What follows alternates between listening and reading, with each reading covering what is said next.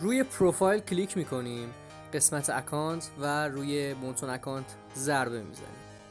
حالا ما 4 تا فیلد داریم. روی فیلد اول ضربه میزنیم و اون ایمیلی که از قبل برای مونتون ساختیم رو اونجا وارد میکنیم.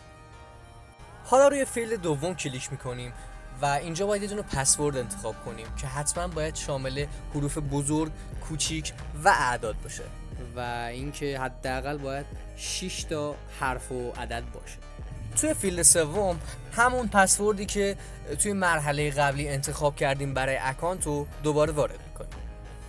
حالا یه ذره که سفر رو اسکرول کنید پایین، یه دونه فیلد دیگه هست. اونجا به نظرم همون ایمیلی که توی فیلد اول گذاشتین رو پیست کنید، فقط @gmail.com رو حذف کنید تا اجازه بده که شما بتونید به مرحله بعدی برید.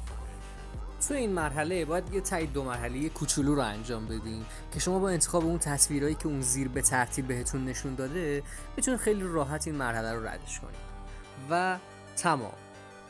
حالا فقط کپی وارد ایمیلمون بشیم و یه دونه ایمیلی که برای ما از طرف مونتون اومده رو تاییدش کنیم.